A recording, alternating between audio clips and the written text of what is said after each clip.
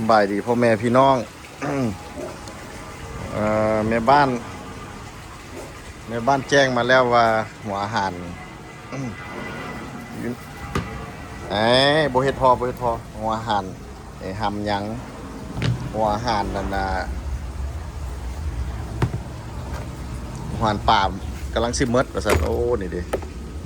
กำลังสิหมดอีหลีเราจะได้ออกไปเอาหัวอาหารป่าอันนี้เป็นข้าวหมาเพิ่นก็แจ้งว่าข้าวหมากำลังสิหมดข้าวหมานี่มันเขาเอาข้าว ข้าวเจ้าฮักหั่นแล้วก็เฮ็ดเป็นแกงเป็นหยังเอาไปซื้อตับไก่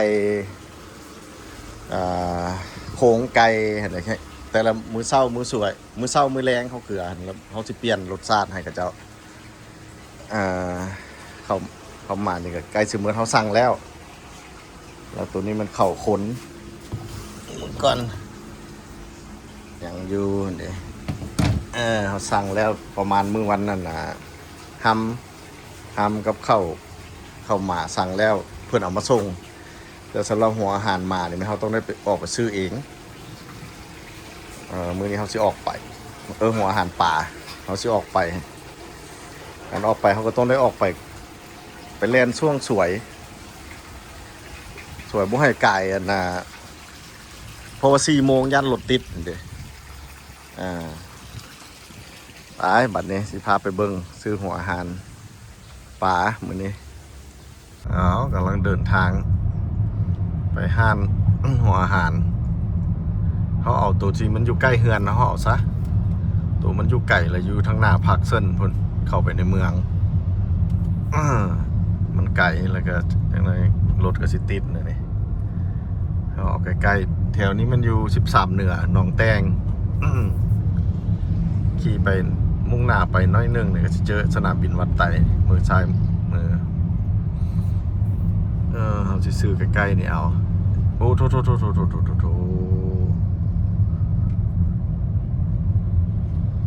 อาหารนี่เขาจะเอามันมีเม็ดมันมีอันนั้นได้มีเม็ดน้อยเม็ดกลางเม็ดใหญ่เขาจะเอาเม็ดน้อยกับเม็ดใหญ่เป็นอย่างจะเอาเม็ดน้อยพอเอาไว้ให้ปลาน้อยกินแต่ตามเบิ้งโหยไปนี่มันปลาน้อยกับโบทันได้กินเขาฝอยคนเดียวมีคนฟังอยู่น้ำอยู่วะเราฝนฟังน้ำอยู่คือว่านักขับรถฝอยไปคนเดียว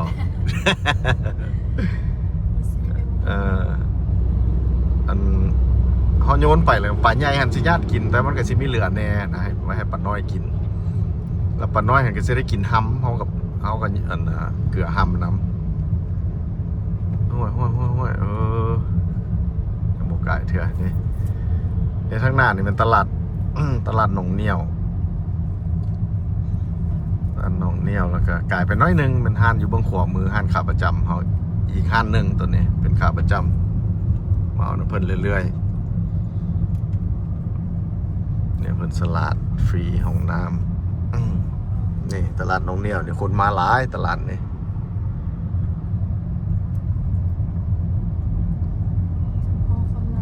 คนหลายฟรีแม่ค่ะยังเก็บ2,000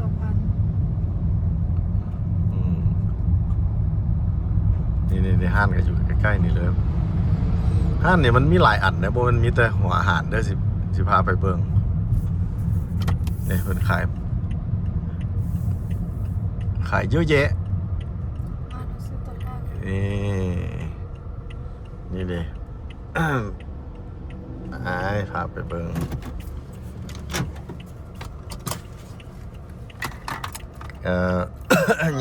ย้ำจอดรถนี่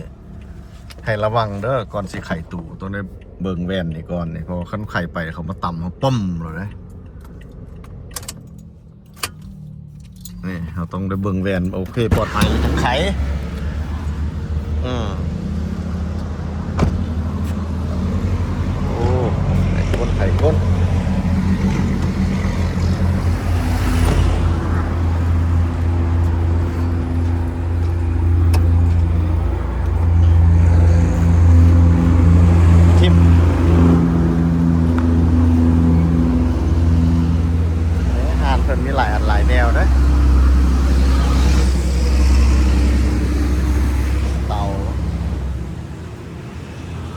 ก่อนติ๊บขอกติ๊บเข้าโคกซาก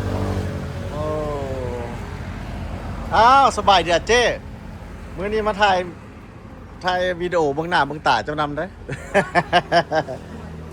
เอาให้แน่นะหัวอาหารป่าเอ่อเม็ดน้อยสองเป๋าเม็ดใหญ่สองเป๋ามีบ่ปลารวมปลาน้อยนะยังเปล่าเดียว เอาอยู่แล้วอันใหญ่ อันยัง เอาอันใหญ่สอง ไม่เดียวบ่ เอา ปลาเดียวเดียวเนาะ เอา เอายังขึ้นบ้าง หัวอาหารหมาเจ้ามีตัวมดใหม่มาแล้วบอกเดี๋ยวนี้ บ่ จะใส่เบิ้งจะมีอย่างแน่ จะมีแต่เอโฟทำมันดี จะผูกกับลักกี้สองอย่างนี่บอก แม่น ใส่เอฟโฟ ลูกค้ามักเลยตัวนี้ ลูกค้ามากหรือว่าหมามาก ตัวหมาตัวนี้มันทั้งหมาทั้งแมวกินได้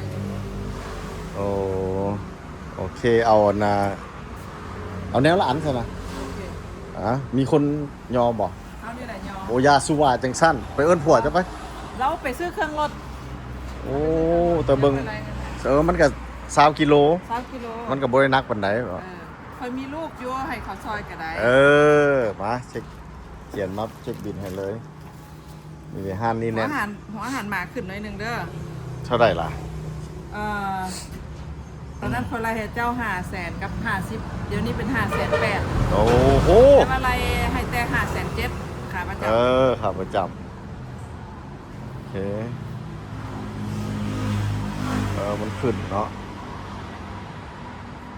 นี่มีหลายสิ่งหลายอย่างอยู่ห้านเพิ่น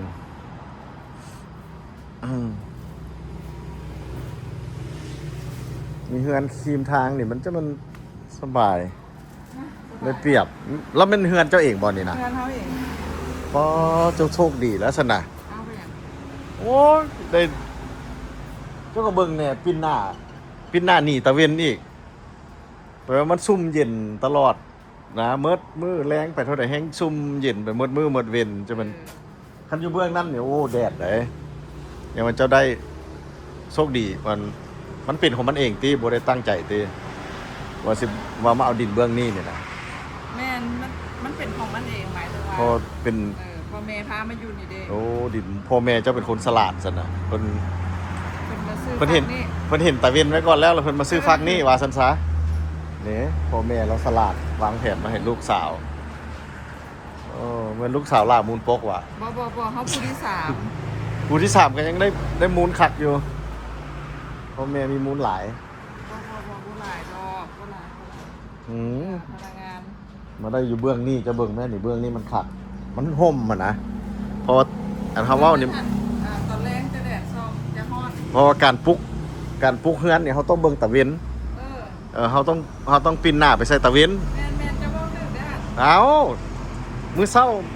มันฮ้อนก็บ่เป็นหยังมันยังเช้าอยู่ตะเวนขึ้นนะมันสำคัญตอนแรงตะเวนตกนี่แหละมันแย่ใส่หน้าบ้านนี่บ่ได้เขาต้องให้ตะเวนนี่ไปแย่อยู่หลังบ้านเขาเขาพูดเพื่อนสวนเอากับประเทศนั่นแหละพินหนานี่ตะเวน ตะเวน ไม่ค่อยเย็นดี ถูกต้องแล้วครับมาเบิ่งสิเคลียร์เงินกับเพิ่นกัน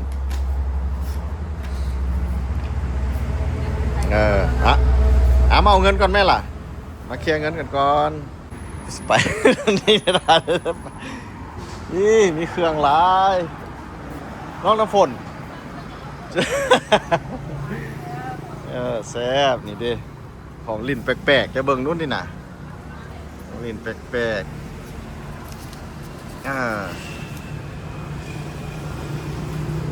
นี่มีครบหมดนะมาหานนี่ท่านเป็นไฟล์เรื่องเงิน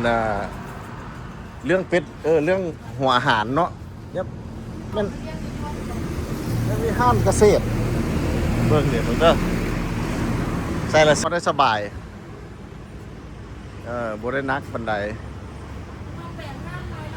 โอ้ยว่าสิโฆษณา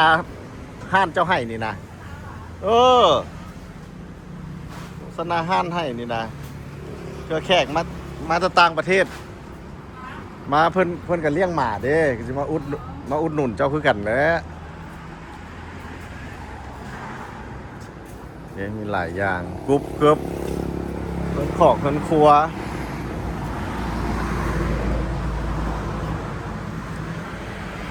พาเป็นอย่างเบิ่งเตาไฟเด้เตาเล็กเจ้าก็มีมาอีกแล้วได้นี่นะเตาเล็กเรา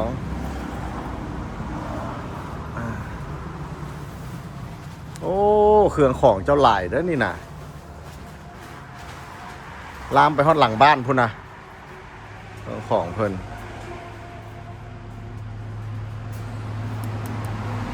เก่ากันหลายนี่เครื่องใส่เครื่องซอยคันไผ่อยู่แถวนี้แนะนำมาห้านเจ้ารถเนาะ ห้านนี้ซื้อหยัง ห้านดาวอน ห้านดาวอนป้ายกระเฮ็ดประตูใหม่ป้ายยังบ่ได้ใส่เทื่อเอาเบิ่นลูกค้าเจ้ามาบ่ะลูกค้ามาบ่หั่นนี่ผู้ชายมานี่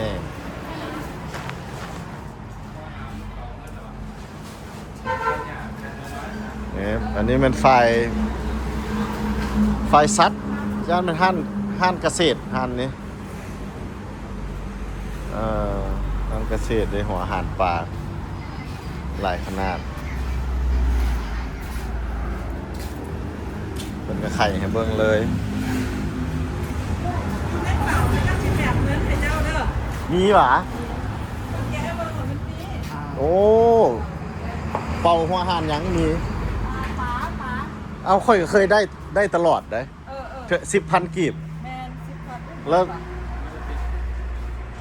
นแท้ เฉพาะบริษัทนี่หวะให้ แมนเฉพาะบริษัท ค่อยก็ไข่เลย10,000 กีบ 10,000 กีบ เพิ่นได้หลายเทื่อแล้วยังบ่ได้เว้าให้เจ้าฟังเจ้าก็แฮงฮู้เรื่องนี้เนาะ ว่า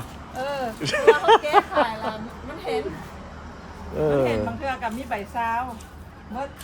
พอ เด้อหัวอาหารลูกเขาเลย ค่อยเจอแตะใบ10,000 ได้ตลอดเอาอันนี้เป็นเจ้าของห้านเพิ่นเนี่ยนะเจ้เฮา หัวหยอง ในเฮือนเพิ่นก็คักทีมทางโอเคอ้าวไปบัดนี้เขาสิไปใส่ต่อน้องน้ำฝนขึ้นบางก่อนโอ้เห็นแล้วมาเปิดอีกแล้วเด้นี่นะมาเบิ่งดูเป่านี่แม่น